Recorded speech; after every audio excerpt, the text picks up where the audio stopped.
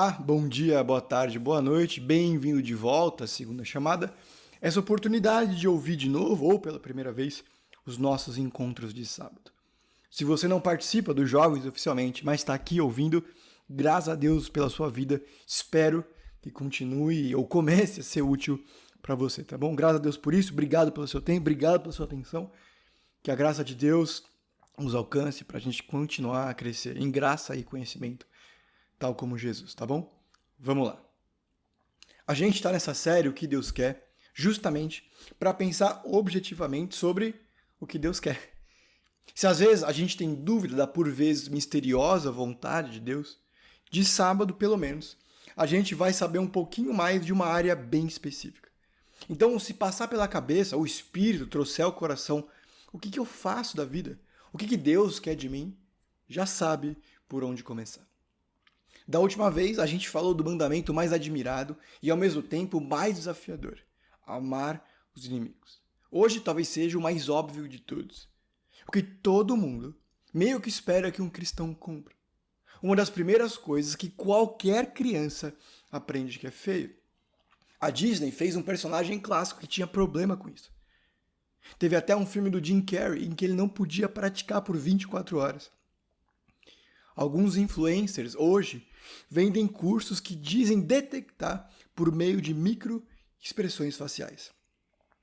Aquele cuja prática tem pai, mas não é Deus.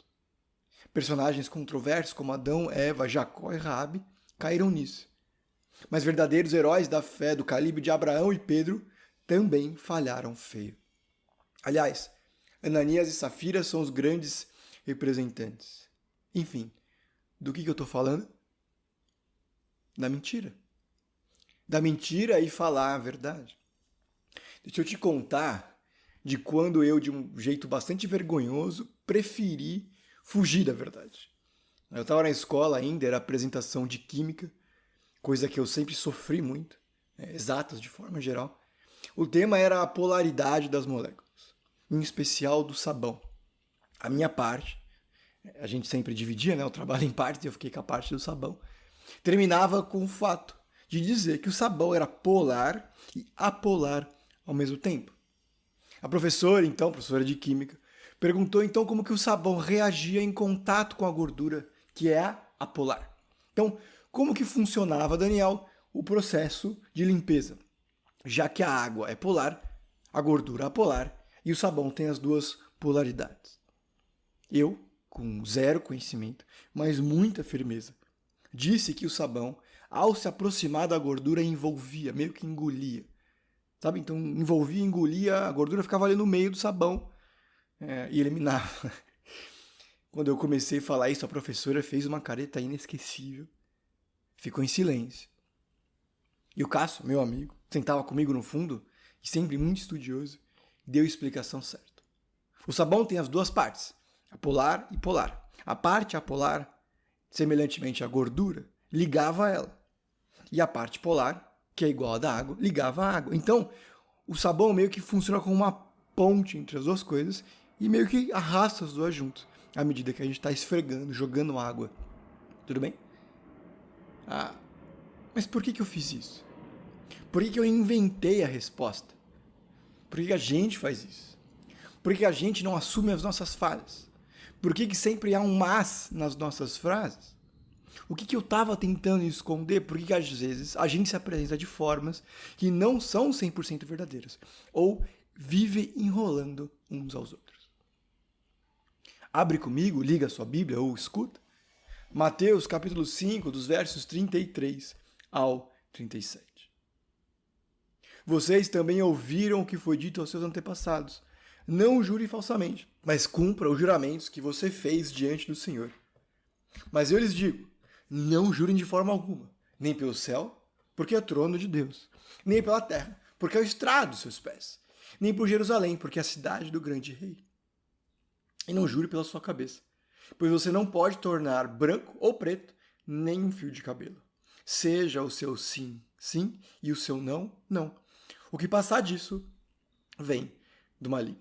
Esse é um desses textos que logo que a gente lê, pensa, bom, tá de boa. Afinal, Quando foi a última vez que você jurou? E se jurou, foi pelo quê? Foi pelo céu? Foi pela terra? Foi pela sua cabeça? Não. Jurar é um negócio que é ultrapassado. Por mais que você tenha crescido na pior igreja possível, você cansou de ouvir. Não pode jurar. E os exemplos que Jesus dá aqui são bastante distantes, né? O templo, a cabeça, o céu, a terra. A gente não jura por Jerusalém. Mas quando a gente começa a se sentir aliviado, vem a última linha. Seja o seu sim, sim, e o seu não, não. Sobre o que é o texto, então? Se o texto não é necessariamente sobre jurar, do que ele está falando? Qual que é o ponto? Qual que é o centro do argumento aqui? O tema não é jurar, é honestidade. Jesus aponta para o problema de manipular pessoas e palavras, dobrar e distorcer a verdade dos mais variados jeitos. Esse trecho aqui faz parte do que a gente chama de Sermão do Monte, que é mais ou menos o plano geral de Jesus para recuperar o mundo do que a gente fez dele, ou com ele. É parte do melhor cenário possível para a humanidade. E esse melhor cenário possível é ter gente que vive, fala e valoriza a verdade. O que Deus quer dos seus filhos, dos seus, é que eles falem a verdade. A gente vive num tempo de relativismo, de que as mais variadas opiniões existem e todas elas meio que têm que ter o mesmo peso. Mas no final do dia, até o maior relativista, que diz que tudo depende, fica indignado se a conta de luz vier errada. E não vai achar graça se a justificativa da concessionária for tá errada no seu ponto de vista, não do nosso. Essa mesma pessoa vai passar raiva ao se sentir enganada por outra pessoa. Vai se sentir injustiçado se uma promessa não for cumprida. E tentado a processar caso seja vítima de uma propaganda enganosa.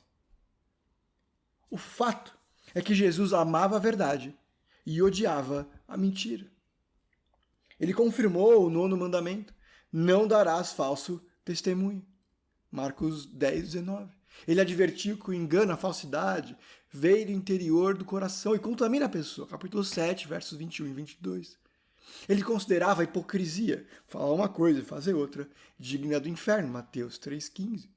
Ele chamou de filhos do diabo os que se fingiam piedade para esconder a maldade. Ele disse que o diabo é o pai da mentira. João 8,44. Em contrapartida, Jesus prometeu enviar um conselheiro e chamou esse conselheiro, o Espírito Santo, de Espírito da Verdade. João 15, 26. Ele pediu a Deus que nos santificasse na verdade, na tua palavra, que é a verdade. João 17, 17. Em resumo, Jesus diz: a integridade de vocês deve ser irrepreensível. Mentirosos são os outros. Eles têm outro pai. Mas pergunta, por quê? Por que alguém tem que jurar? E se jura, por que tem que jurar por algo? Por que a gente faz esse esforço de reforçar o porquê a pessoa deveria acreditar em mim? Bom, é porque eu não sou confiável. Interessante que, depois de proibidos de jurar por Deus, desde o Antigo Testamento, os judeus aqui fizeram o que a gente faz de melhor, eles foram criativos para o mal. Em Mateus 23, do 16 ao 22, mostra o cálculo deles. Se eu não posso, então, jurar em nome de Deus, vamos jurar pelo santuário, pelo ouro do santuário, pelo altar, pela oferta que está sobre o altar. Entendeu? Eles criam todo um sistema de usar coisas que eram associadas a Deus, mas não são Deus. E aí começa essa discussão: o que vale mais? O trono, o santuário, o ouro que está no santuário, o altar, a minha cabeça. Dependendo de onde você cresceu, você ouviu uma espécie de juramento evangélico, em que alguém dizia alguma coisa que queria que fosse verdade, que as pessoas acreditassem, e dizia: não, pode acreditar, palavra de cristão. Que é basicamente jurar, né? É só usar outra palavra. Outros termos. Dallas Willard, um autor que eu já citei aqui, 2 vezes estou citando pelo 3º encontro seguido, diz que a essência de jurar É sobre invocar algo ou alguém, especialmente para fazer as suas palavras parecerem mais significativas e pesadas. O objetivo é impressionar os outros com seriedade ou piedade, para que você consiga o que quer. É anular o julgamento e raciocínio dos outros e conduzi-lo para os nossos propósitos. Isso é manipulação, ou como dizemos, enrolar. Jesus diz que é maligno, porque ao invés de amar e honrar os outros com a verdade, é obter o que eu quero através da manipulação verbal dos pensamentos e escolhas dos outros. Então eu posso perfeitamente quebrar a ordem, o mandamento de não jurar, sem usar o termo jurar.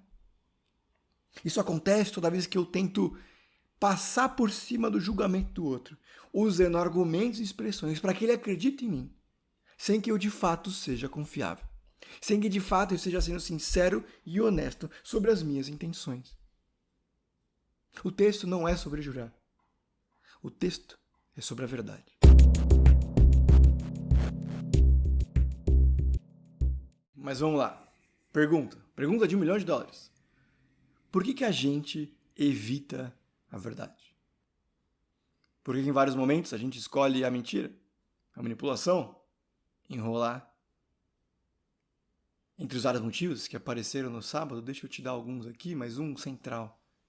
A gente mente porque quer ser Deus. A gente tenta controlar pessoas e situações de acordo com as próprias conveniências. É a forma, a ferramenta de distorcer a realidade a meu favor às custas do outro. Mentir é diabólico porque, na prática, eu me coloco na posição de quem manipula com as próprias mãos o mal. É agarrar com a mente e com o coração uma das coisas que Deus mais detesta e faz questão de dizer. Não é à toa que existem várias passagens e histórias ao longo da Bíblia inteira, entre Gênesis e Apocalipse, em que a mentira é condenada e, por vezes, punida. Mentir, manipular ou enrolar tem nos destruído de variadas formas. A gente mente porque quer se proteger. A gente quer evitar consequências negativas e eventuais punições. Mas deixa eu te lembrar que os filhos de Deus podem e devem confiar no Senhor e não na força dos seus argumentos ou na capacidade de desenrolar as situações. A gente confia no guarda de Sião que não dorme, Salmo 121:4. Que o Senhor dá a quem Ele ama enquanto eles dormem. Que Deus cuida mais de mim do que as aves do céu e as flores do campo. Usar a mentira desse jeito preventivo pode ser o melhor e mais eficiente jeito de nunca crescer espiritualmente, fugir de bons aprendizados e desperdiçar testemunho. É porque eu evito algumas lutas, provações que Deus tem para mim, por meio da mentira, da enrolação e da manipulação, que eu não cresço. Foi porque Esther foi honesta sobre a própria nacionalidade que ela foi uma dessas heroínas da fé. É interessante que quando Mordecai vai interceder a Esther que ela faça alguma coisa para o povo porque o rei desejava matar os judeus, ele diga, fale, seja útil. Mas se você não quiser também, não fale. Deus vai levantar alguém. Entendeu? Deus ia usar alguém. Alguém seria usado por Deus para ser instrumento dele, para livrar o povo. E esse alguém veria Deus sendo fiel. Seria instrumento do Senhor para o livramento do povo. Aprenderia sobre o quão bom, poderoso e transformador Deus é, inclusive do coração do rei. Esther veria isso com as próprias mãos, caso decidisse enfrentar essa dificuldade e não mais se escondesse. E ela só aprendeu porque se colocou nessa posição de risco por causa da verdade. A gente mente porque busca benefício de forma ímpia. A gente busca benefícios pessoais de forma ímpia. Ímpio, lembre-se, não significa não cristão, significa indiferente a Deus. Coisa que todos corremos o risco de ser. Verdade ou mentira é que algumas das nossas piores decisões nessa vida são fruto de momentos assim, em que a ansiedade ou desejo me cegou de tal forma que eu forcei sobre mim o que eu achava que era bênção e foi maldição. em que porque eu estava frustrado com Deus e achava que merecia algo, eu menti, manipulei, eu enrolei para conseguir. O resto é história e trauma. Quantas e quantas situações a gente fez tudo o que podia, inclusive mal, pecou para conseguir, porque queria, achava que era bom, e isso nos destruiu.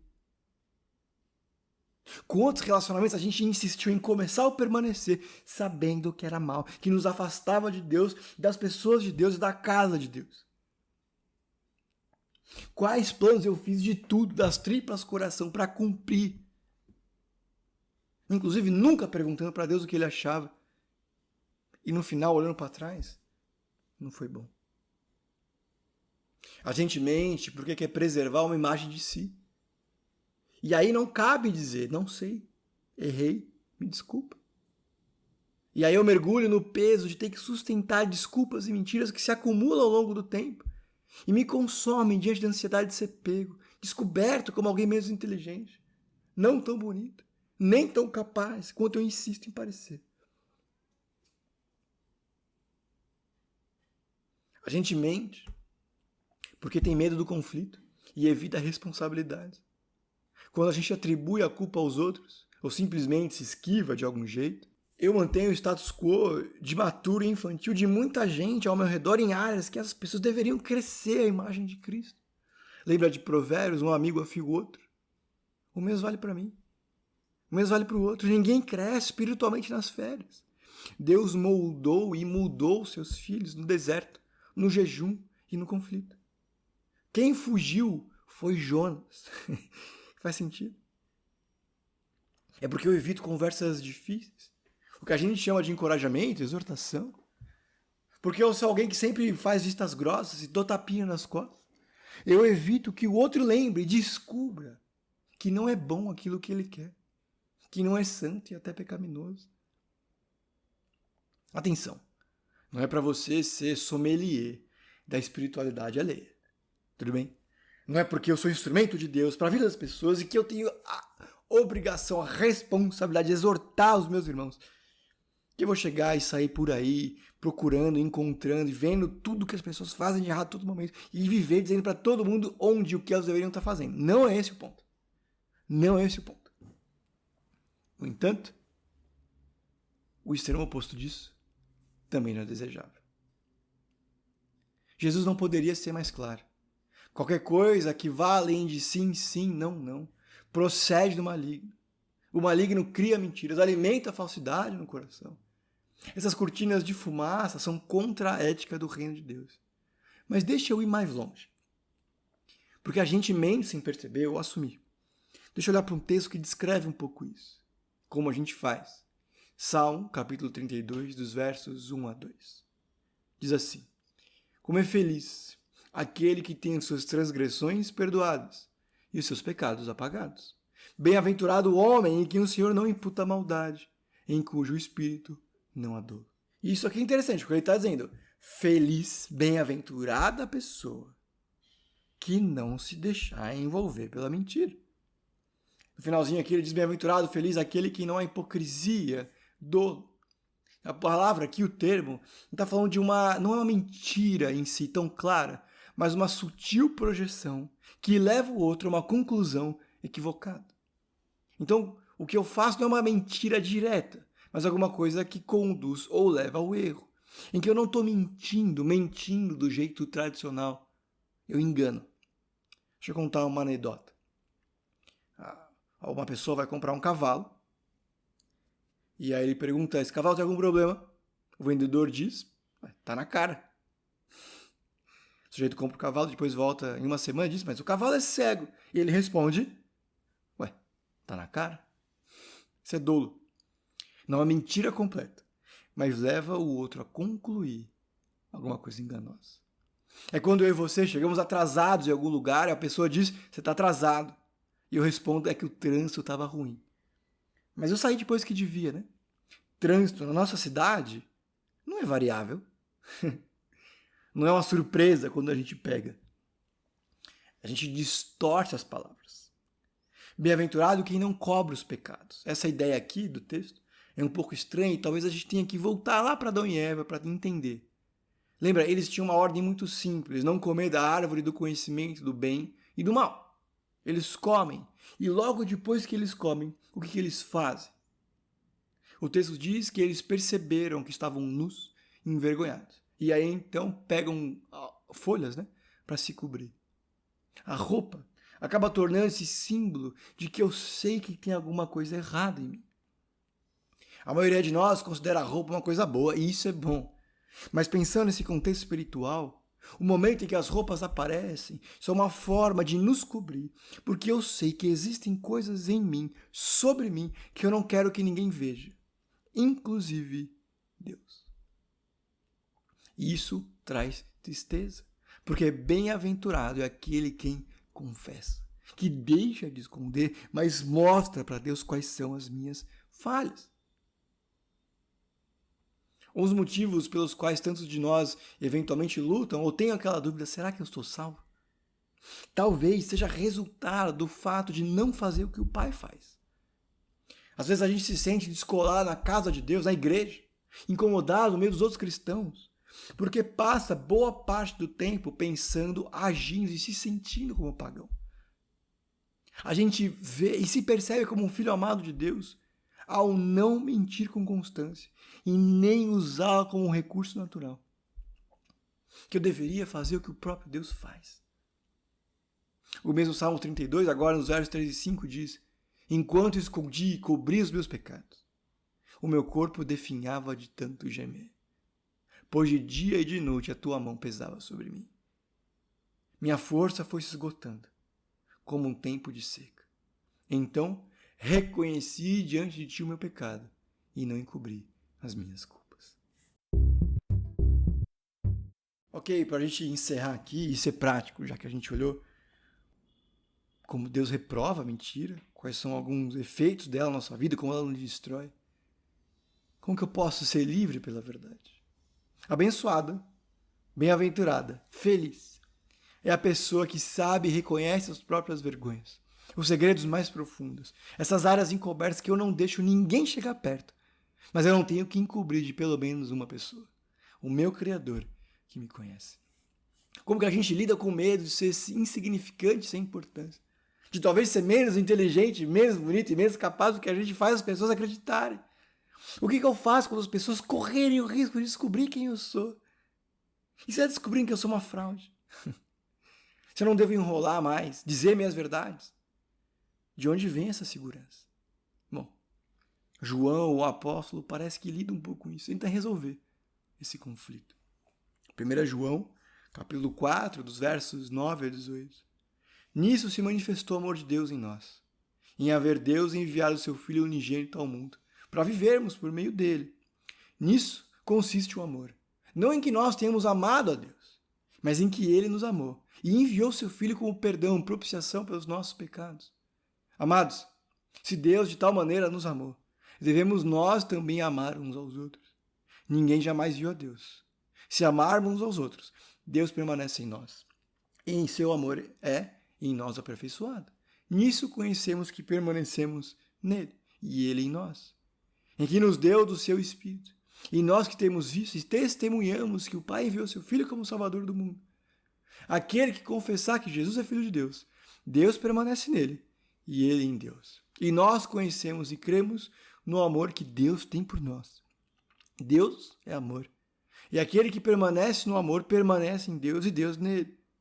Onde eu queria chegar aqui. Nisto é em nós aperfeiçoado o amor, para que no dia do juízo mantenhamos a confiança. Pois, segundo ele é, também nós somos nesse mundo. No amor não existe o medo. Antes, o perfeito amor lança fora o medo. À medida que João reflete sobre a missão de Jesus, o que ele fez e falou, ele resume em amor. É o amor de Deus que encontrou as pessoas que estavam perdidas. É o amor de Deus que nos liberta das nossas escolhas ruins. É o amor de Deus que nos liberta de nós mesmos. É o amor de Deus que nos liberta dos traumas do passado, da pressão do presente, da incerteza do futuro. O Daniel Simões, que já esteve aqui com a gente algumas vezes, costuma dizer que a gente passa a vida inteira escondendo dos outros o que a gente é, que o outro sabe que eu sou e que ele também é. E isso tem um peso existencial enorme. Passar a vida inteira se escondendo, vivendo, valorizando, criando mentiras, que depois eu preciso sustentar. O amor de Deus vence o medo, que nos leva a se esconder um do outro. O medo de sermos conhecidos pelas nossas inseguranças e erros. O amor de Deus não é uma energia, é uma pessoa real e concreta. Jesus de Nazaré, que veio fazer tudo novo. O que as pessoas pensam de mim não tem importância. E isso de um jeito bom. Parece que o que João está trazendo aqui é o que importa é Deus. Sim, talvez viver pela verdade faça com que algumas pessoas se afastem de você e oportunidades sejam perdidas. Mas Deus vai trazer gente nova para perto. Gente que realmente se importa com você. Que sim, vê os seus erros, mas também corrige em amor. E mesmo que a situação não melhore muito, Deus vai te encontrar na fornalha ardente, na cova dos leões, na prisão e na guerra. Você vai se juntar ao celebre e seleto grupo de heróis da fé, lado a lado com os amigos de Daniel, José, Débora e Paulo. Gente que o mundo não era digno. Eu não sei o que esses versículos significam exatamente para você. Eu sei que é preciso meditar, reimaginar a vida e as escolhas, pensando na verdade. Todos nós estamos em momentos diferentes de vida. O que eu sei é que o amor de Deus expulsa o medo e destrói as mentiras. É só por meio do amor de Deus que a gente encontra a segurança que precisa. Ore. Ore para que Deus revele as mentiras que a gente tem contado uns para os outros.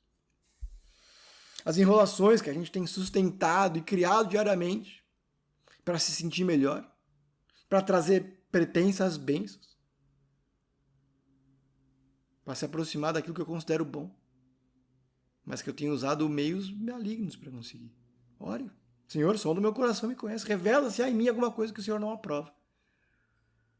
Confesse. Confesse a cada um do Senhor. Cada uma das mentiras ao Senhor. Para que Ele possa nos invadir com o seu amor. E transformar cada uma delas em verdade. Convide. Convide os outros a serem honestos, bem como transparentes. Participe, faça questão de estar próximo de pessoas e ter relacionamentos na comunidade dos santos. Para que você seja instrumento de Deus na vida deles. Para dizer, meu irmão, minha irmã, com calma e amor. Eu acho que você não está certo.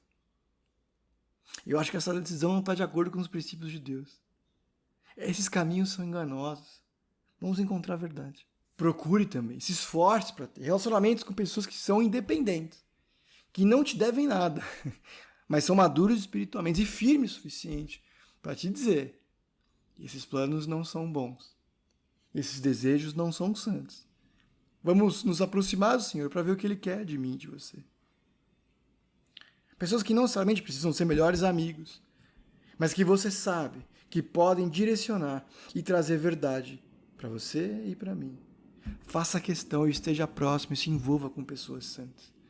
Por mais desafiador que seja e desconfortável que às vezes pareça.